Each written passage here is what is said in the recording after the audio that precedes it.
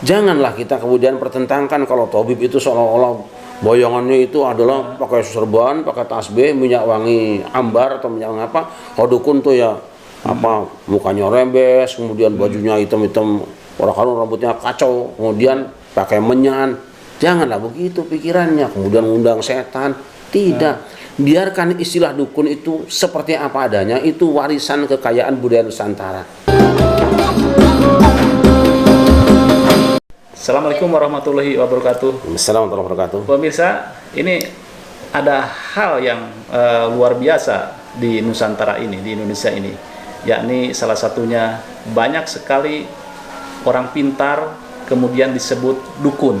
Nah, dukun orang pintar karena tidak ada gelar akademik untuk membantu kelahiran anak disebut dukun bayi. Orang pintar yang bisa menyunat anak disebut dukun sunat. Tetapi ada hal yang menarik dari Majelis Ulama Indonesia yang mengatakan bahwa dukun itu adalah hal-hal kalau tidak salah diharamkan ya, Bi ya, fatwanya. Ini bagaimana, Bi? Iya, jadi begini. Kebetulan ketika tahun 2015 pembahasan fatwa MUI pusat tentang perdukunan, iya, itu pas bagian komisi saya. Oke. Saya ikut di situ. Kalau tidak salah dulu dengan Pak Kiai Ma'ruf Amin, kemudian ada Profesor Ali Mustafa Yaakob dan beberapa teman yang lain, itu dibahas tentang perdukunan. Oke. Nah, kami akhirnya membahas kalau bisa bahasanya jangan perdukunan. Bahasanya spesifik aja. Mengapa? Karena istilah dukun itu istilah punya kita. Iya. Dan tidak selalu berkonotasi buruk, sehingga jangan kita membuat jadi buruk. Itu dosa kita kepada bangsa ini.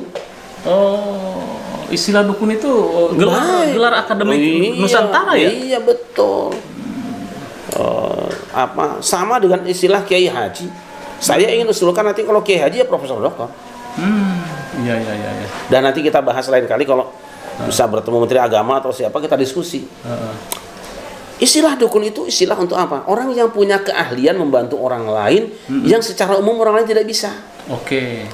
Ya tadi kan ada orang mau lahiran, yang menolong siapa?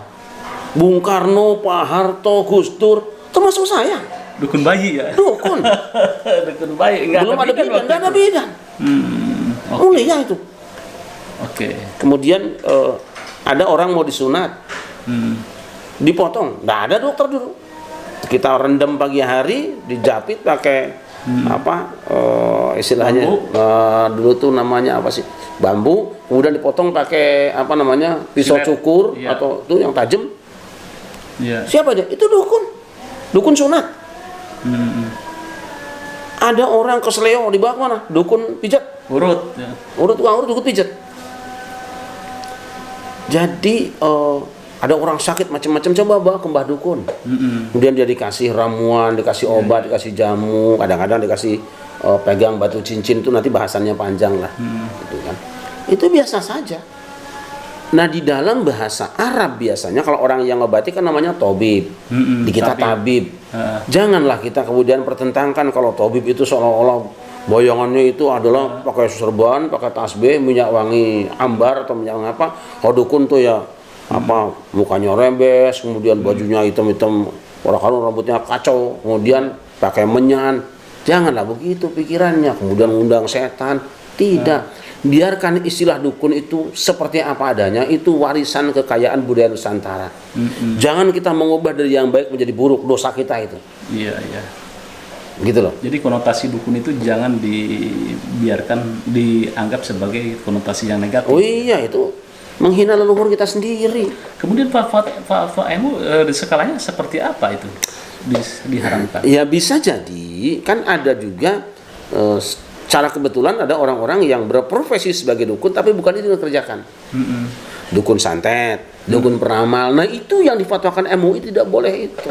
Karena apa? Karena itu merusak akidah dan merusak orang lain. Jadi konotasinya mungkin penyantet atau peramal atau seperti apa nanti khususnya? Mestinya dibuat bahasa itu. Iya, jangan digeneralkan ya. Oh, iya. Oke. Kalau persoalan ini diharamkan dan sebagainya mungkin terinspirasi dari kelompok-kelompok perdunu Persatuan Dukun Nusantara yang di Banyuwangi yang akan menggelar festival santet. Nah, mungkin seperti itu, maka keluarlah fatwa itu. Nanti lihat dulu. Mohon maaf nih ya, mungkin di Indonesia paling komplit punya kitab dukun saya. Nih. Oh gitu ya. Ini kitab dukun semua. Ini kitab dukun, ini karya Al-Ghazali. Ini saya tunjukkan saja. Ya, ini isinya apa itu? Tentang apa? ya perdukunan. Oh, Masya Allah. Perdukunan dari Quran. Ini juga perdukunan. Ini semua. Mulai dari yang kecil sampai ke desa. Insya Allah mungkin saya termasuk yang paling lengkap lah, bukan untuk sombong. Karena saya keliling kemanapun negara Timur Tengah, saya cari kitab-kitab ini. Jadi Orang alim dulu sekali berimam Ghazali pun lu ini bikin tentang apa itu salah satunya ya contohnya? macam-macam. Bila jatir rohani, pengobatan rohani.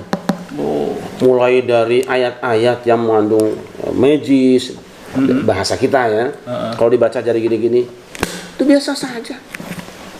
Dan kalau kita baca, mereka juga ilmunya punya sanad. iya. Ini kita tunjukkan, kan salah satu cara kita beragama yang benar itu kan punya sanad. Kan? Mereka ketika mengkaji ilmu itu ada sanad ilmunya. Iya. Bisa diambil contoh ini tentang apa? Ini adalah kitab Syamsul Ma'arif Al-Kubra.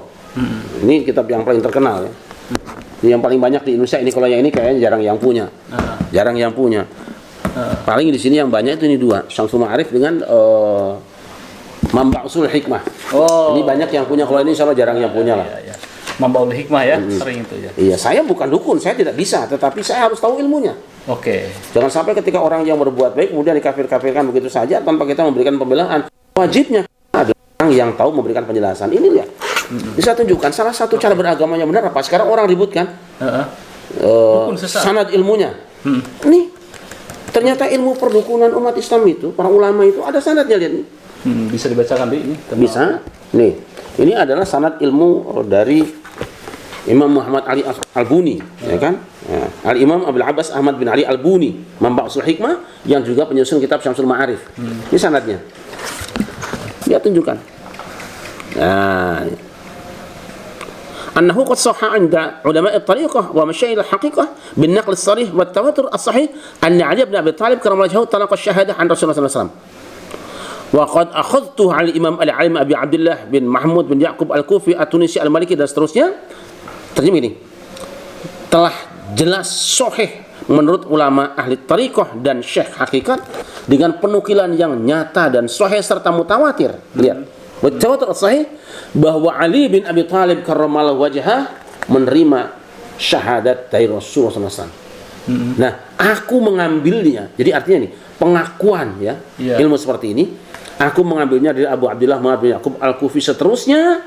Kemudian dari Muhammad Al-Baqir, dari bapaknya Zainal Abidin, dari Husain, dia ngambil dari Ali bin Abi Thalib, dari Rasulullah. Ini sanadnya ada ilmunya. Gitu loh. Ternyata Ahlul Baitin Nabi adalah sumber ini. Di sini apa aja tentang pengobatan? Macam-macam semua ada. Mulai dari bacaan doa ini, isyarat-isyarat, aufak ada. Semuanya ada. Semua. Iya. Loh kalau kita sekarang mau meliti hadis misalnya kan, kenapa hadis ini agak diterima dan benar? Karena sanadnya sahih. Ketika orang bisa menunjukkan keilmuannya, disiplin ilmunya, ada sanad sahih sampai Rasulullah, kenapa kita bantah? Oke. Inilah kitab perdukunan yang ada di Indonesia. Sekali lagi saya bilang, saya tidak melakukannya. Tetapi saya tidak boleh membiarkan ada saudara kita yang mengamalkannya dengan menunjukkan argumentasinya, kemudian kita mempersalahkannya. Oke. Jadi kan biasanya tabib atau dukun yang punya spiritualis tertentu gitu kan, mengobatin dengan raja-raja. Oh iya, gini aja. Orang kan mengkafirkan yang bikin raja, bagaimana kafirnya? Kita sekarang kalau membacakan dilarang masuk, ya kan? Tapi kalau tulisan sepanjang jalan kayak gitu kan rame. Cukup dengan tanda merah, S. Iya. Orang paham itu, iya kan? Berarti setan juga sama ya? Jin memahami itu. Maka orang-orang yang arif, orang-orang yang berdialog dengan bangsa jin, ketika mereka akan melakukan penangkalan jin, tentu kan mereka berdialog. Takutnya apa dia? Biar tulis saja di sini gambar misalnya ini. Ha, mim, ain, sin, qaf. Itu kan, lalu dibacakan doa di situ, ditiup doanya. Takut. Apa masalahnya? Oke, dan itu ada di kitab ini ya? Ya ada. Semua. Tapi argumennya saya loh tadi ya. Argumen saya bahwa itu ada di sini. Tapi kalau dalilnya saya yang cari. Oke.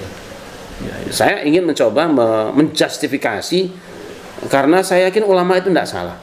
Kalau dukun santet bagaimana, Bi? Ada festival dukun santet kemarin. Kita lihat Belum dulu ada. pengertian santet yang mereka maksud itu apa. Oke. Itu dulu lah. Kalau misalnya santet itu misalnya mahabbah, Oh. kan itu santet juga kan, mempengaruhi jiwa orang. Tinggal lihat sarananya. Kalau dia menggunakan jin masuk ke dalam tubuh orang, ya haram itu kan. Tapi kalau orang mahabbahnya misalnya dengan membaca ayat tertentu, Allahumma alqi mahabbah fi qalbi anu ila anu, mengubah rasa orang, ya kan? Itu santet bisa jadi itu. Nah, tapi saya ingin klarifikasi dulu, yang dimaksud dengan santet itu oleh Perdunu itu, apakah santet dalam pengertian membunuh orang tok seperti yang kita bayangkan selama ini, atau misalnya ada mahabbah, itu kan, yang lain sebagainya. Kalau itu nanti kita lihat, karena setiap agama juga ada ajaran seperti itu. Tentu kita umat beriman, Islam menggunakan hal-hal mahabbah yang ada dalam tuntunan Al-Quran dan hadis. Gitu. Jadi intinya fatwa MUI tentang dukun itu haram itu Harus diperjelas. oke. Kalau perlu diganti bahasanya, jangan dukun, sebab dukun itu bahasa mulia, Oke. bahasa mulia. Ya, ya. Gitu. Oke. Terima kasih Bi penjelasannya. Mudah-mudahan memberikan pencerahan terhadap umat. Sama-sama. Pemirsa Pada Suka TV, terima kasih. Semoga bermanfaat dan Anda tercerahkan terhadap makna atau kata dukun yang beberapa hari ini heboh diharamkan oleh MUI, dan juga ada fenomena di Banyuwangi Festival Santet atau Perdunu atau Persatuan Dukun Indonesia Nusantara. Mudah-mudahan bermanfaat. Terima kasih. Wassalamualaikum warahmatullahi wabarakatuh. Assalamualaikum.